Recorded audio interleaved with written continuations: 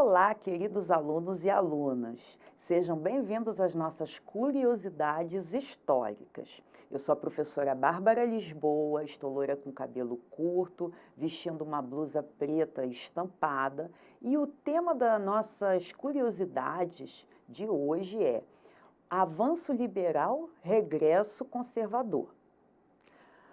Antes de falarmos do avanço liberal e do regresso conservador, e também dessa formação de partidos políticos no Brasil, é importante nós nos remetermos lá naquele período pré-independência, quando a família real estava no Brasil, né, no Rio de Janeiro. Dom João VI retorna a Portugal por conta da Revolução do Porto e Dom Pedro I assume como príncipe regente.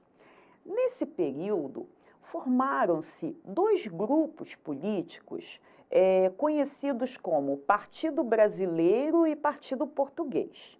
Mas, embora a gente se refira a esses grupos de ideias, né, compostos por pessoas, né, que tinham ideias parecidas, a gente chama de partido, não existiam partidos políticos no Brasil no sentido que a gente entende hoje, como uma agremiação institucionalizada, onde tem filiações. Não, naquele momento, né, muitos historiadores se referem a partidos pelo fato de serem grupos de pessoas que tinham alguns pensamentos semelhantes.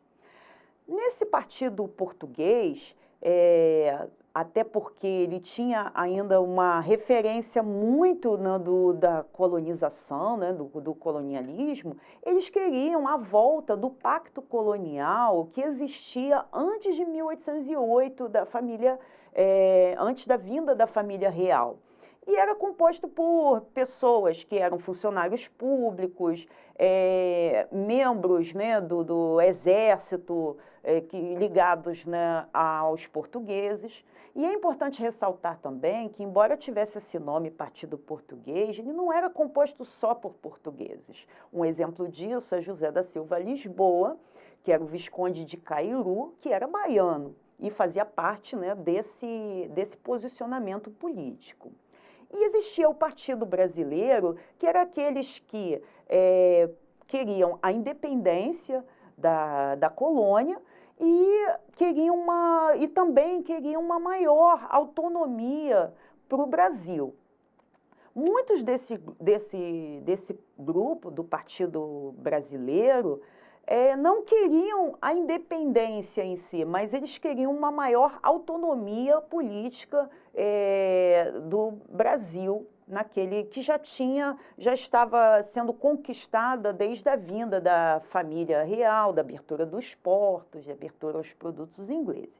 Durante o primeiro reinado, o Partido Brasileiro ele foi se dividindo em duas correntes.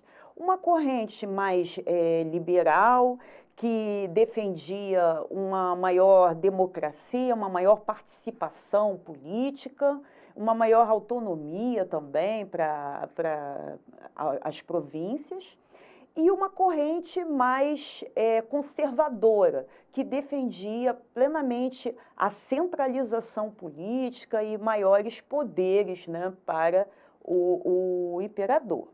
Quando Dom Pedro I abdicou o trono a favor de seu filho e começou o período regencial, porque Pedro de Alcântara tinha apenas 5 anos de idade, nós tínhamos aí uma formação de 3 grupos políticos principais.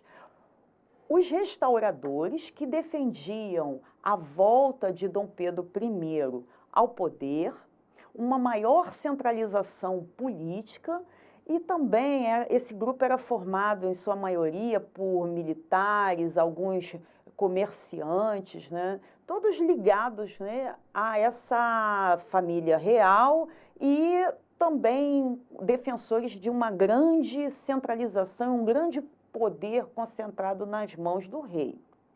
Havia também os liberais moderados, que defendiam uma centralização política, porém que o poder do imperador fosse limitado, né, pela Constituição, ou seja, eram defensores da monarquia constitucional e eram defensores também da escravidão.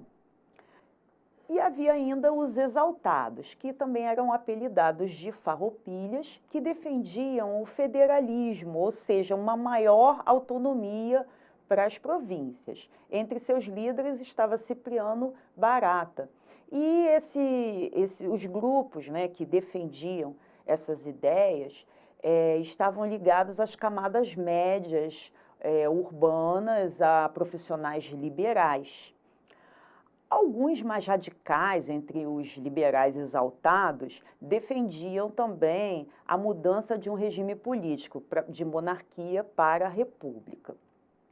Já no final do período regencial, e logo, né, depois da morte de Dom Pedro I, o grupo que era dos restauradores, né, muitos abandonaram a vida política, outros começaram a se integrar ao grupo dos liberais moderados. E já no final do período regencial, esses grupos políticos eles foram de forma gradual se dividindo em dois grupos políticos que vão marcar também essa presença no ministério ao longo do Segundo Reinado, que é o Partido Conservador e o Partido Liberal. Na verdade, eles não possuíam grandes diferenças ideológicas.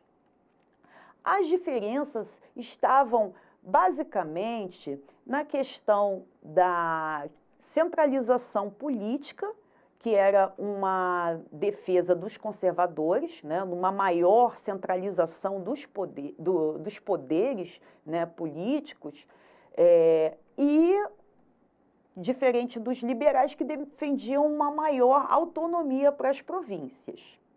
Mas existia uma frase popular naquela época, né, do Segundo Reinado, que dizia: nada tão conservador no poder do que um liberal no poder, né? Ou seja, eles não tinham tantas diferenças assim em termos ideológicos. Observe uma charge da época do Segundo Reinado, com Dom Pedro II segurando dois cavalos, né, representando de um lado a mulher, o Partido Liberal, e o homem, o Partido Conservador. Em seu governo, ele procurou alternar esses dois grupos políticos nos ministérios de forma a equilibrar os conflitos políticos. Nossas curiosidades históricas vão ficando por aqui e não deixem de assistir às nossas próximas. Até breve!